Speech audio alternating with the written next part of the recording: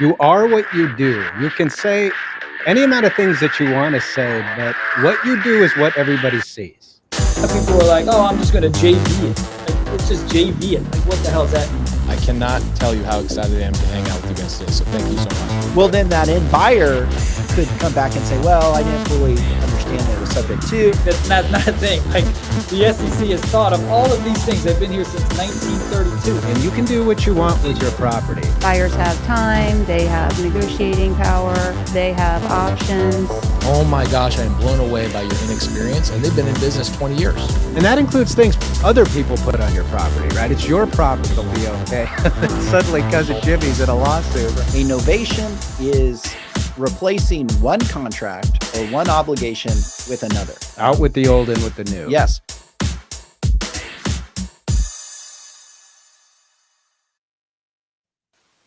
Good morning, everybody. Welcome to the show. Today, we're talking about navigating the new Corporate Transparency Act.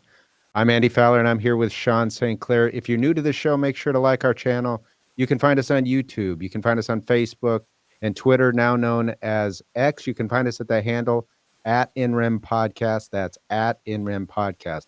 Also, you can download the audio version of our podcast on Spotify, on Apple, or on any of the other podcast platforms. Make sure to go there, download, leave us a review. It helps us out a ton. We'd really appreciate it. With that, I'm going to turn it over to Sean, who has our legal update.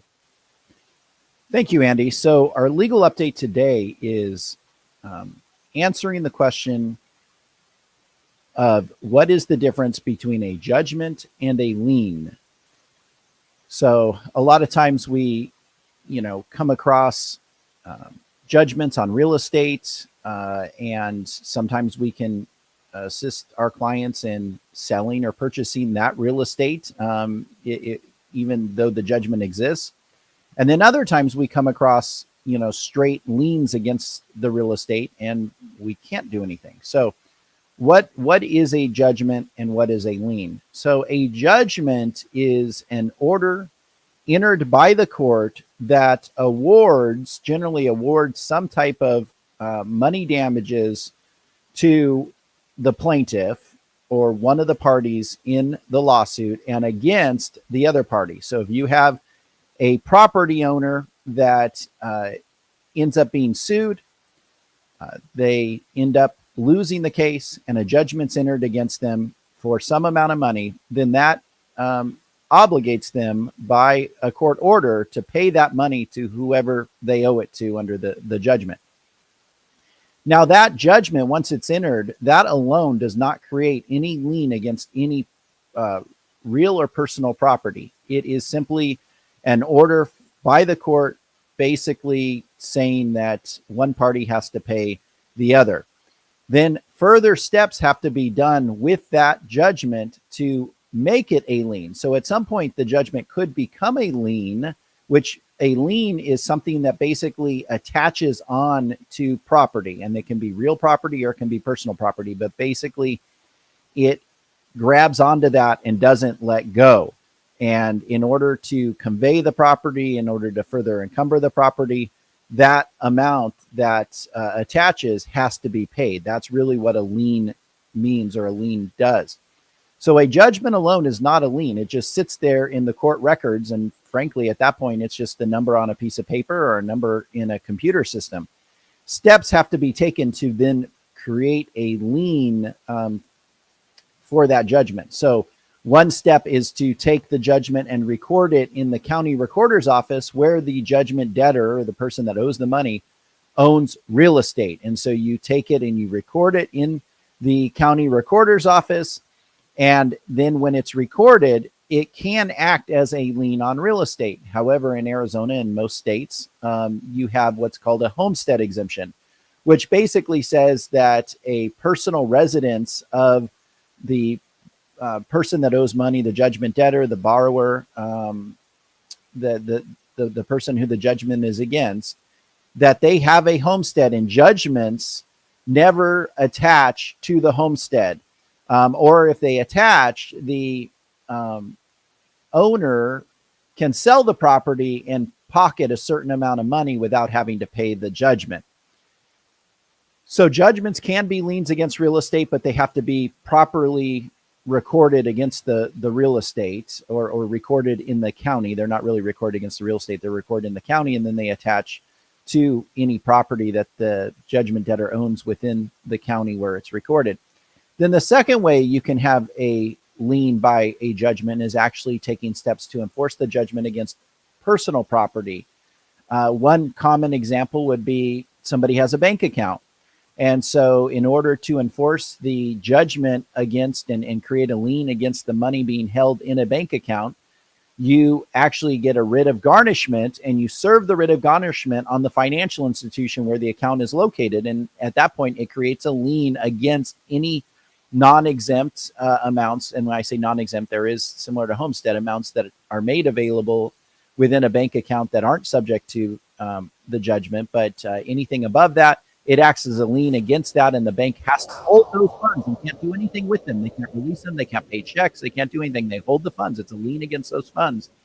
And then they eventually pay that money to the judgment creditor after later court proceedings. Another way to create a lien against personal property is to obtain a writ of attachment. And what a writ of attachment says is, oh, well, I know that the judgment debtor has a vehicle, and so or a writ, we call it a writ of attachment before judgment, or a writ of execution after judgment. But you get a writ, and it basically the sheriff serves it on the party maybe holding the vehicle, maybe on the judgment debtor, and says, hey, look, this is a non-exempt vehicle. I'm showing up with this writ, and it attaches to your vehicle, and now I'm going to tow the vehicle away and deliver it to the court to be sold to pay the judgment debtor. So that's another way to create the lien. You have to get a writ of some sort to create a lien against personal property. Now, jumping over to liens, there are liens that are created voluntarily all the time. Anytime you go and get a home loan, you give your lender, either, depending on what state you're in, either a mortgage, which is a lien against your home, and that's voluntary, and the homestead doesn't apply to that. You basically say, look, lender, you can have a mortgage against my real estate, or in Arizona and some other states where we use deeds of trust instead of mortgages, you give them a deed of trust. They record the deed of trust against the real estate, and it then acts as a lien against the real estate, not subject to the homestead. But that's a voluntary lien that you give to somebody. And basically, borrowers can, for the most part, give voluntary liens all day long to lenders and others by giving them mortgages or deeds of trust against the real estate. And then there's some other liens that are kind of in between voluntary and involuntary liens. And what I mean by that is liens created by operation of law, such as mechanics liens, where you sign a contract with a contractor and you say, hey, I'm going to pay you. And if I don't pay you, I understand the law provides that they can come and have a lien against my real estate. HOAs have liens. So you buy in a HOA and you don't make your payments. And the documents that you know about, the CC&Rs that you know about when you enter it, says basically that the HOA has a lien against your property. So that's, you're not really signing on the dotted line saying you can have a lien, but when you sign a contract with a contractor, or you enter into an HOA, that they would have a lien against your property if you don't pay. So that's somewhere between, a voluntary lien and involuntary, which involuntary would be a judgment.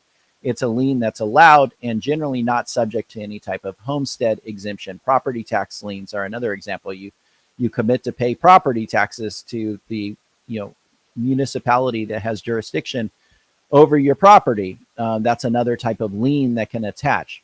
So basically, liens are things that attach to real or personal property and never let go until they're paid. And then judgments are simply an order by the court stating that one party has to pay money to another party. All right. Thank you for that, Sean. With that, let's get into a couple updates and announcements for you, the listener. Make sure every Tuesday at 3 p.m. to join us for the Creative Finance Collective. And when I say 3 p.m., I mean 3 p.m. Arizona time. We're going live at Arizona time every Tuesday at 3 p.m. And what is the collective? That's an opportunity for lawyers like Sean and I, lawyers like our guests that we have on the show that understand or participate in the creative finance space. And it's an opportunity for us to hear from other professionals in other jurisdictions that approach creative finance and have an understanding of laws as they apply in different jurisdictions. We work together to try to make our forms and processes better through that process. But what we do throughout the entire hour is make ourselves available to you, the listener, for any questions that you have. It's a interactive hour where we're taking as many questions as we can. So come to it. Come live. Certainly you can watch after the fact, but you're not going to get your question answered. Come live. Prepare to engage with us in the chat. We'll answer questions for as long as we get questions up until an hour. So make sure every Tuesday at 3 p.m. to join us, the Creative Finance Collective. With that, let's get into our topic today. So our topic is we wanted to devote an entire episode to a new law known as the Corporate Transparency Act. It has a lot of implications. It applies to lots of people. And coming into 2024, we wanted to designate an entire episode to that. And with us to discuss that topic is Natalia Ouellette-Grice out of Florida. Natalia, thanks so much for joining us. Well, Andy and Sean, thank you for having me. I'm happy to be your local nerd for everything CTA related. Yeah, no, we spent a little bit of time with Natalia recently and found out she knows a lot about the law. So we're excited to bring you on to talk about it. Now, Natalia, I know you're with LCO Law in Tampa, Florida. Tell us about your firm and what you guys focus on. Certainly. So LCO Law has been around since 2011. I can't believe it. Time flies.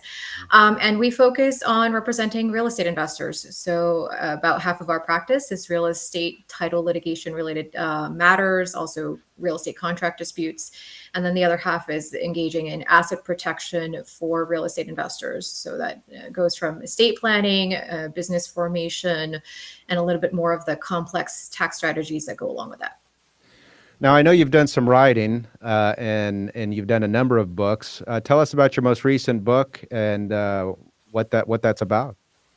So the most recent book was released last summer in 2023. It's about effective property management for landlords.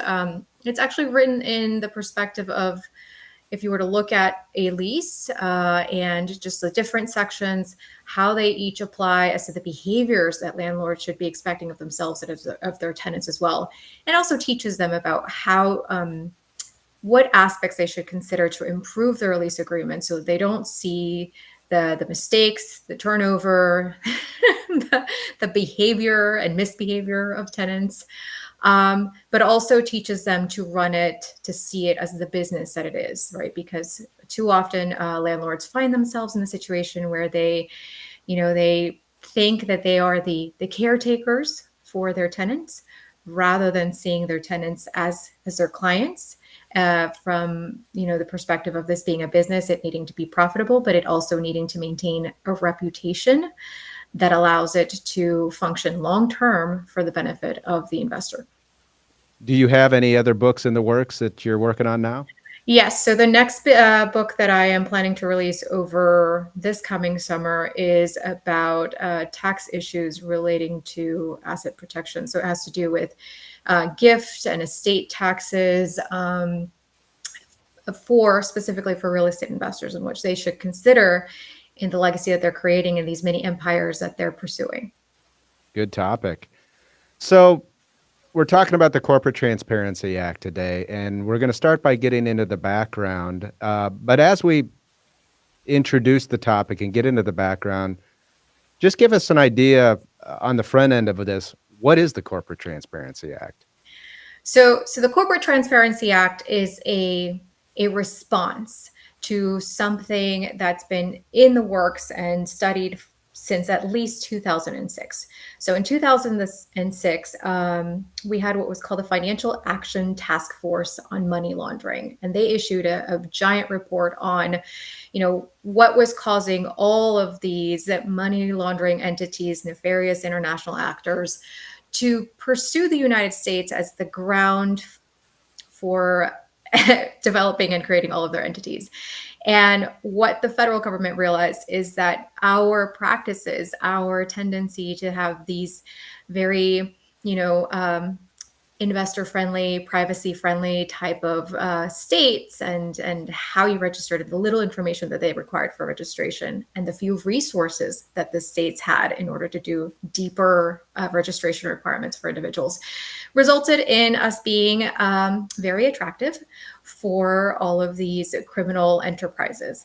And so, and the United States specifically, because if you look at the behavior in Western Europe, for many, many years, they've had in place very strict requirements about what you need to provide in order to, identify who are the owners of entities whenever you're registering a company in those locations. And the United States just doesn't have that. So this was in response to the need to curtail us being attractive as a country to those kind of enterprises. And it took many iterations. There have been attempts to pass this, to bring it on for at least the past 15 years. And finally, it passed through bipartisan legislation as part of the National Defense Authorization Act in 2021. January 1st of 2021, it passed despite the veto of then President Trump. And it became effective January 1st of this year. So it sounds like, so they've been working on this since 06. Is the purpose, it sounds like, if I could understand the purpose, or as you've kind of described it, to nail down and identify nefarious foreign actors? Yes. Or is it really any nefarious actor, foreign or domestic? It started out with the concept of foreign actors. And that's why if you look at the regs, there's a lot of involvement with the Custom and Borders Protection. They're behind the scenes on this. But it did delve into the, these people are participating with local nationals, and we need to know to what degree do these all link up behind the scenes. So yes, it did expand into everybody for that reason. So give us an idea. The government's huge. What arm of the government is established or set to regulate this law? Is this an IRS thing? Is this what department is going to be enforcing this? So it is done through the Department of the Treasury, which, is where we've got the IRS. The actual branch that's handling this is FinCEN, which is the U.S. Treasury's Financial Crimes Enforcement Network. And the reason why is because they've got massive resources to handle this. Even though they've had about 3 years to get this program running, right? The online registration system for the entities that fit into their definition of who they want to be reporting, just literally launched. I mean, like the first, I don't even know if they tested this system. But that's who's handling it. And that is allegedly the safe methodology that they've decided to promulgate this. And it kind of makes sense. I mean, if you're an entity, you've got to have your tax ID, you're already doing reporting to the Internal Revenue and to the Department of Treasury. So why not have it in their database? So let's say that I decide that I'm going to form a new entity. And so I create my entity. And now there's going to be a reporting requirement at some point. So before we get into the timing of reporting, what do I need to disclose to the government? What information do I need to provide, and how do I comply with this new law when I form an entity? So there's a different number of levels, right? One, you need to determine if you are a reporting company, meaning an entity that's required to report, right? So who is required to report? Well, the entities that are LLCs, which are, our preferred type of entities for real estate investors. Corporations do also need to report unless they are publicly traded corporations. Limited partnerships. So that's big in private equity. Limited partnerships also need to be reporting.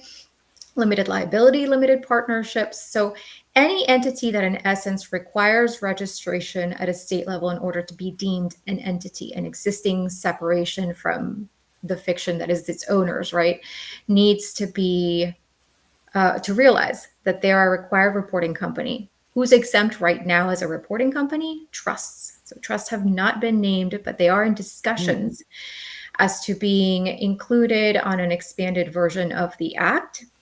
And then once you realize that you're a reporting company, you have to report the beneficial owners, the company applicants, and individuals who are in substantial control of the company. So those are all the different factors. Once you realize, okay, who are the beneficial owners, company applicants, that includes lawyers, CPAs, all the companies that form entities on behalf of others.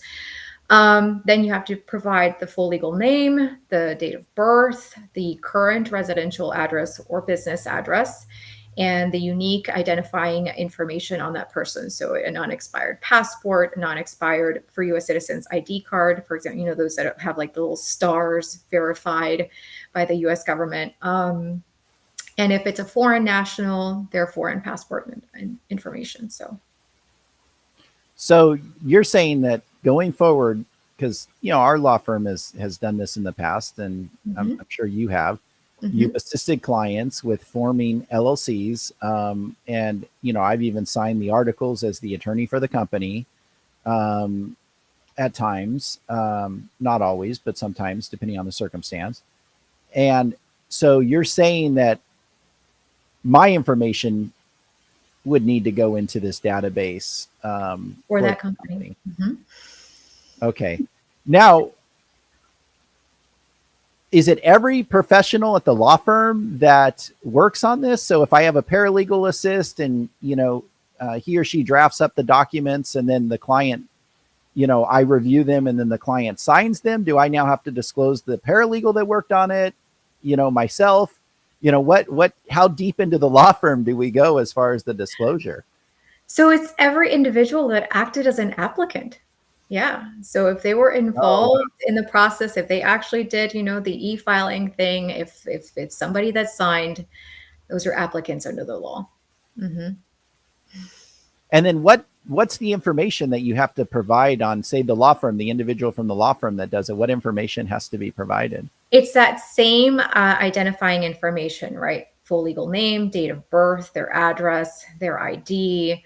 Unique identifier would be either your passport number, your for some people, right? If they don't have a driver's license, it could be their social security number. So there's a lot of, what we call very private information that's being reported through this FinCEN system, just as an applicant, but it's also required of the beneficial owners and it's required of the substantial control parties of the entity. So officers, managers, are also going to be required, even if they have no ownership. How long through this formation process is the applicant implicated? And I guess by that I mean you get a variety of different professionals that might help along the way with the formation of a company. Maybe the owners, because it's just getting easier and easier these days, the owners go form the company themselves, but then they run into a hitch and they're like, I don't know how to get my tax ID number, and their CPA knows how to do that. So they go to the IRS, get the tax ID number, or they come to us and we're like, well, yeah, no, to do that, you go here, we'll help you with that. If you are any part of that chain along the formation process, are you considered, part of the applicant process and somebody having to disclose their information?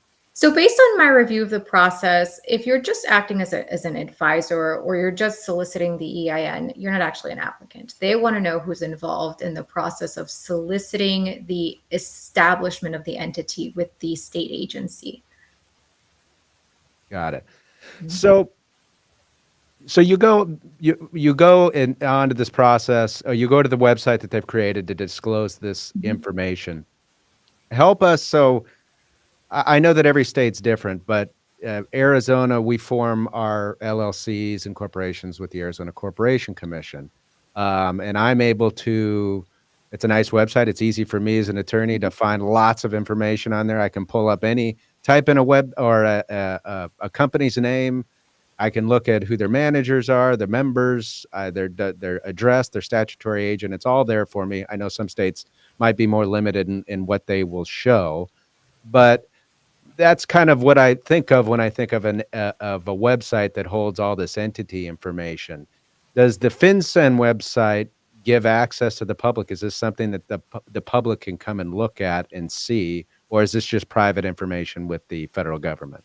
So it's private information with the federal government. There's no public availability at the present moment.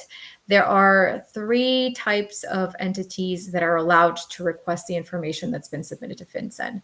So one is at the federal level, right? If there's like a criminal investigation ongoing, then the respective federal agency will get access pursuant to the traditional methods, right? I have to demonstrate that there's a need and a valid basis.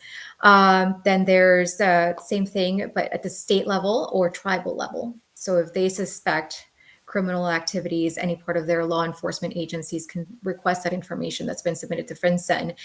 And then in addition, so this is like the one private actor, financial institutions. So financial institutions, but they have to have customer consent, meaning the consent of the person who's involved. They can request that as part of the financial institution's compliance with the Bank Secrecy Act, the Patriot Act, and other applicable federal laws that make them have to do further inquiries into a person's position and asset holdings.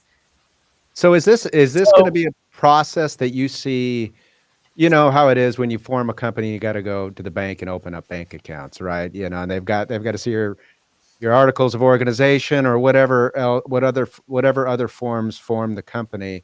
Are banks going to be now and financial institutions going to be verifying with FinCEN that you've complied with this? Is that going to be part of this process as far as you can tell? You know, I can foresee that simply because they are one of the entities that's allowed to have that disclosure of information, and because of their additional requirements, right? The Patriot Act verification. I think that this might be reasonably an additional requirement with financial institutions to make sure that they're not opening up bank accounts for nameless individuals, right? They're going to want to confirm that. I would want to confirm that. So if I understand you correctly, this information supplied to the federal government, and I end up with a dispute involving an LLC that's out of Wyoming. I can't figure out who the individual owners are, but I know the federal government has this information, obviously, or should. But what you're telling me is I can't show up to the U.S. government or to the proper department or agency and serve them with a Freedom of Information Act request and have them give me the information. It's locked down like it's, private, financial, personal information. Yeah, so far we've got that that limitation within the act, right? It's not publicly available information. However, if you think about it, right, as an attorney, because of that availability of the information being provided to the financial institution, right? If you subpoena the financial institution for those records and they have them, different story. Right. Yeah, that is a different story. Well, and just the other day, I received in the mail from my loan servicer. I won't name their name. But Mr. Cooper informed me that there was a data breach on their end, and my information's been compromised. And I'm like, wait a minute, what's going on with this situation? And so now I have to sign up for like credit monitoring and things like that. Well, can't the government have a data breach where all this information is now made available onto some, black website or other site that people are like, hey, here it is. And, the server's off in some foreign country that is outside of US control. Yeah. And that's a real threat that exists, right? Because we know that the US government is targeted daily with these kind of malware attacks. And when I went to register my entity, because I wanted to do this at the very beginning of the year, I wanted to see how is it working? The very same website, FinCEN, already has a warning saying that, there's somebody out there that's doing phishing scam. They're sending emails, about submitting their information through a QRL code, blah, blah, blah. And they're like, FinCEN doesn't do this. FinCEN doesn't send out emails. Well, so it's already started. And yeah, I mean, it's a real threat. Plus, if you think about, the improvements in quantum computing and how that's really going to assist in breaching the current security systems that we have in place, it's out there. But our information is already out there with the Internal Revenue System. All of this information, our social security, our address that we're using, our date of birth. So it's just an additional location where it's nice and pretty and packaged for those entities. Yeah. Well, yeah, but on the IRS website, I mean, when you apply for an EIN, you have to give a social, somebody that's going to be the responsible party for filing taxes. But it doesn't tell you, other than that, it doesn't tell you all of the owners of the entity. Or I guess when you file taxes, maybe it'll list it on there. But at the end of the day, it would take a lot of work to compile that information versus now, if there's a data, and the IRS has had data breaches, and so if there's a data breach and they go and they, like you said, they download this in a nice little package, it will be like, oh, you want to know who the owner of this Wyoming LLC is? Just go onto this website, type it in, because, they're selling the data for $25 a pop through some server offshore. And now all that information is publicly available. I mean, I think that risk is huge.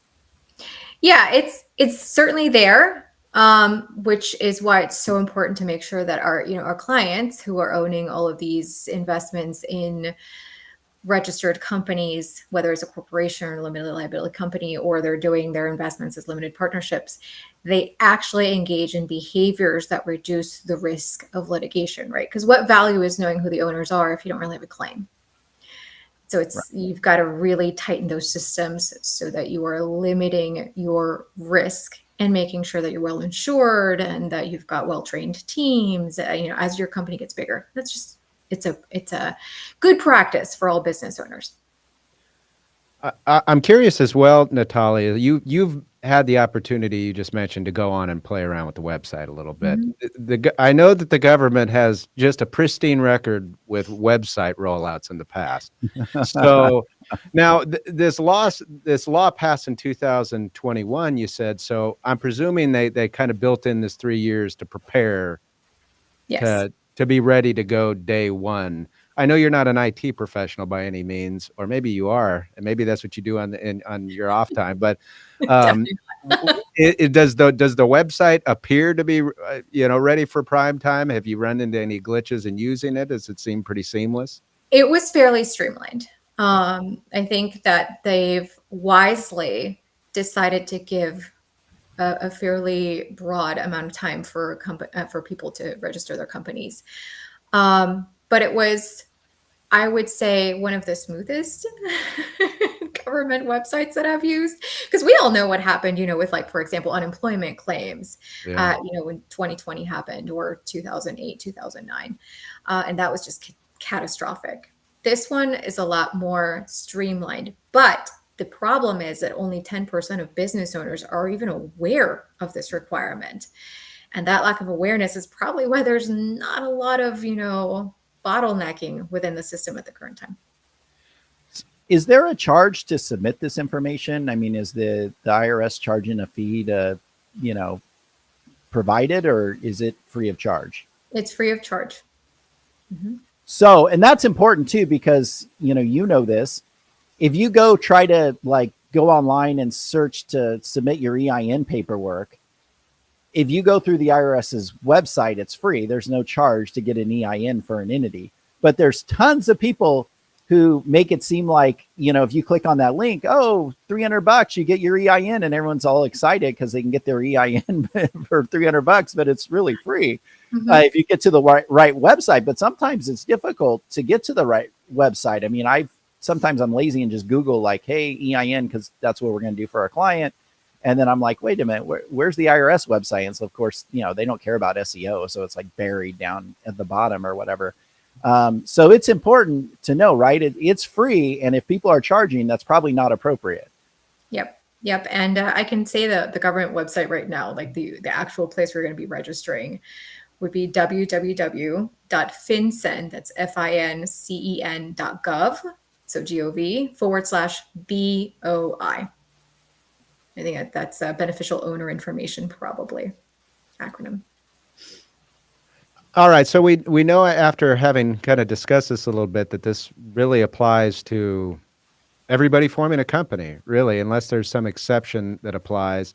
But if you're forming an LLC or corporation, or any entity recognized in a particular state, as Natalia identified those, you're going to have to comply with this. Are there timeline requirements from the time that I formed that I have to fill in this information? Yeah, so there are different timelines depending on when your entity was formed. So if your entity was formed before January 1st of 2024, you actually get all of the year 2024 to get your information together on all of those beneficial owners, those who have substantial control. And if you think about it, it makes sense, right? The older your entity is, the more people that are involved, right? Probably the more complex that your entity is. And so they just want to make sure that people have the time to gather this information. So, before January 1st of 2024, you've got all the way until the end of 2024 to do the filing. It's different though, and the regs just changed at the end of December.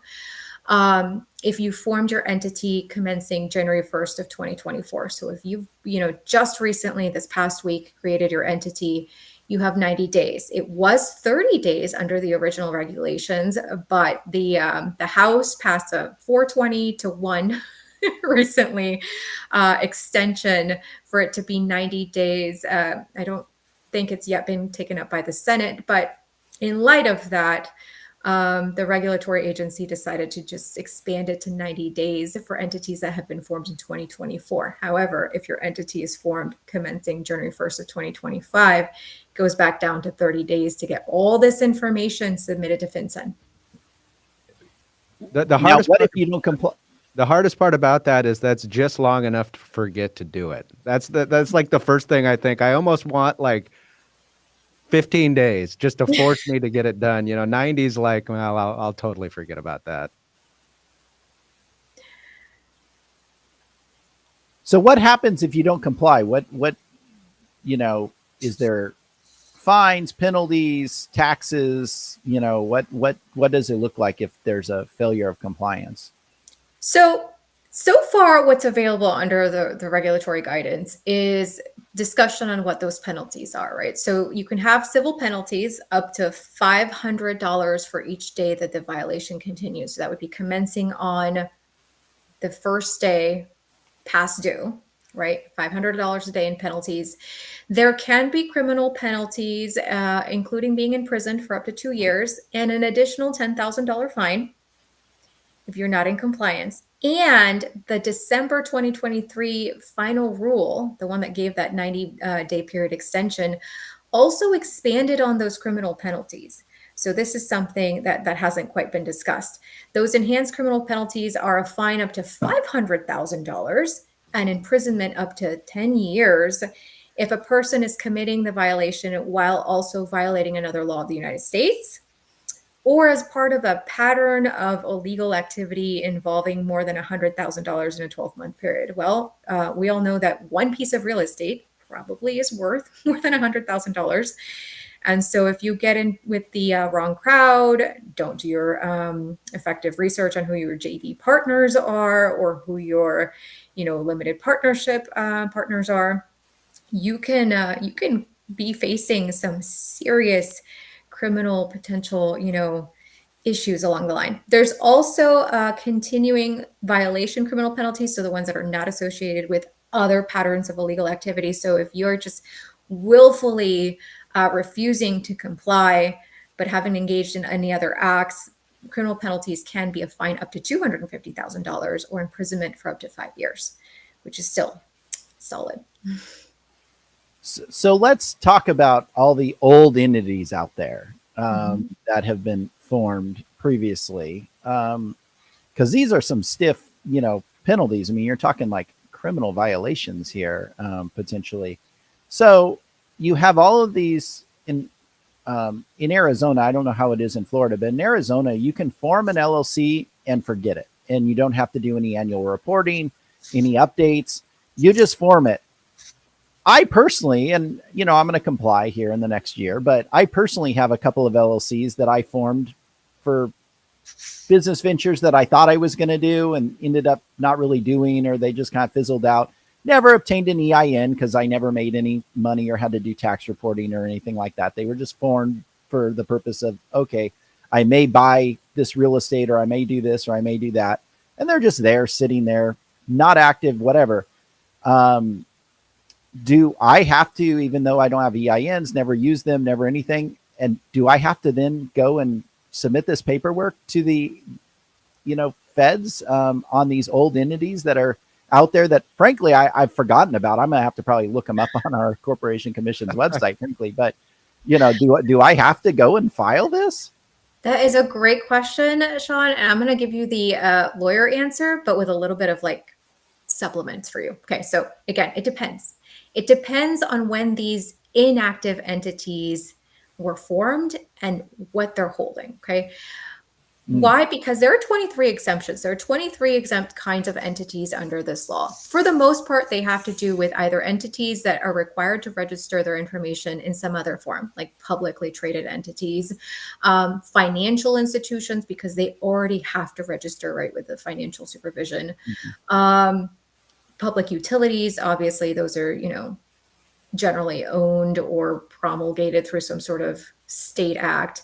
But there are two exemptions that are really important for real estate investors and for small business owners. So the first one is called the inactive entity, which is kind of relating to what you're mentioning. That inactive entity one requires all 6 of these criteria to apply in order to not have to register. So first, it's got to be in existence on or before January 1st of 2020. So it's got to be quite old. It can't be engaged in any active business. It cannot be owned directly or indirectly by a foreign person. It's got to be either a U.S. resident or U.S. citizen. It hasn't experienced any change in ownership in the past 12 months. Okay. It can't have sent or received more than $1,000 in the past 12 months. And it doesn't otherwise hold any other types of assets, which here is where a lot of real estate investors are going to realize, I might have to report that, because some real estate investors, they'll create the entity, right? They'll put like a piece of real estate, might even be vacant land. They may have bought it via tax deed and just like let it sit there. But if it owns an asset, even if it's not active, even if like you forgot to register it and it's been administratively dissolved with the local government agency, but it's holding an asset that's more than $1,000, you now have to register that with FinCEN. So you've got to meet all 6 of those criteria in order to have that exemption. Yeah. Well, good news for me. I think I am an exempt, so I don't have to go on to our Corporation Commission in the next few months and figure out the different LLCs that I formed, because those apply. But yeah, I could see how you could get caught up in that if you hold assets and you forget about it, and even if it's like a tax lien or a certificate of purchase, you were like, because you hold those for numerous years. But that's good to know that you have these exemptions. So one more selfish question. I appreciate the free legal advice here. Legal advice. Yeah. One more selfish question. So all these entities that we've formed as attorneys over the years that now have to report or assisted our clients with forming, and they have to report, what happens if our clients don't go and report this information, but yet I'm the one that assisted them with creating the LLC? Do I now, as an attorney, have liability under this law? So that's part of why there was this exemption carved out in the regulations for company applicants, right? For the CPAs, the attorneys, and the other kind of firms that assist people in filing these. If you were a company applicant before January 1st of 2024, you do not have to be involved. You are not considered an applicant that has to register or certify any of that information, right? So they're giving the opportunity for professionals to get all that information in advance so that they can do their own part in the registration. However, it's not clear as to, what type of liability issues we may have if our clients, when we, assisted in developing and forming this entity, don't do the registration part, right? Because if we're registered, we submit the information and let them know for this particular entity we're the applicant, or we and our paralegal were the applicant, but the client doesn't follow through on their end. Well, now they know that there's an entity. Does that mean that we have liability for that? I don't know. The regs are not clear on that, but that's part of why I'm not doing applications for clients and decided not to do that effective January 1st. I'll be involved in every other aspect of, advising their businesses on how to move forward, on developing the right corporate agreements to put in place to support what they want to do with their companies. But I just don't want to take that risk with FinCEN. Yeah, that begs the question going forward. What? And I know this is an open question. Nobody knows the answer to this, but what do you think that does to kind of the cottage industries of helping to form companies? Now there's direct liability attached to the failure to disclose down the line. That's a pretty easy mistake to make, or seems like it would be if you're not careful in your processes and procedures.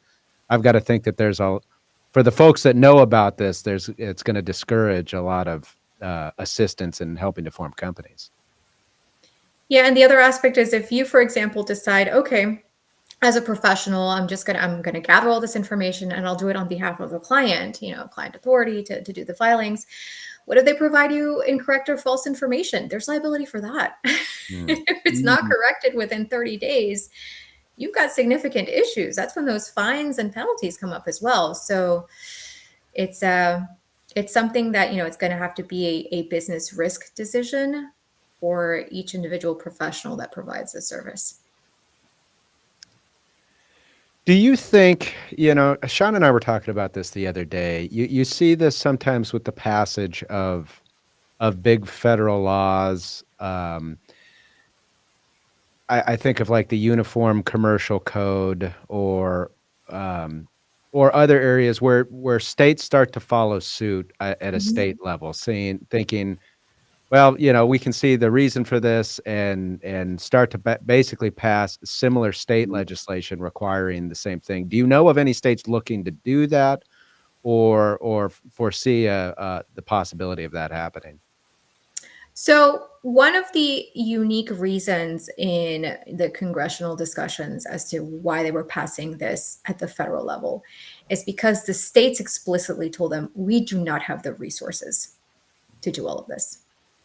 And so I'm not sure if it is something that the states are ready and have the resources to start implementing. However, recent laws in certain states do indicate to me that they might pursue it as a supplement. So I'll give you an idea. In Florida, last year we had SB 264 pass, which limited who can purchase or own real estate in Florida if they're a foreign national. It actually prohibits ownership by certain foreign nationals. If you're from China, if you're from Russia, if you're from Iran, Korea, Cuba, Venezuela, and Syria, you can't own real estate within certain geographic boundaries. There's very limited exceptions. And if you're anywhere near public utilities or something that seemed to be like military operations, you're not allowed to have it. And if you already owned it before this law came into play, you have to get rid of it within 3 years.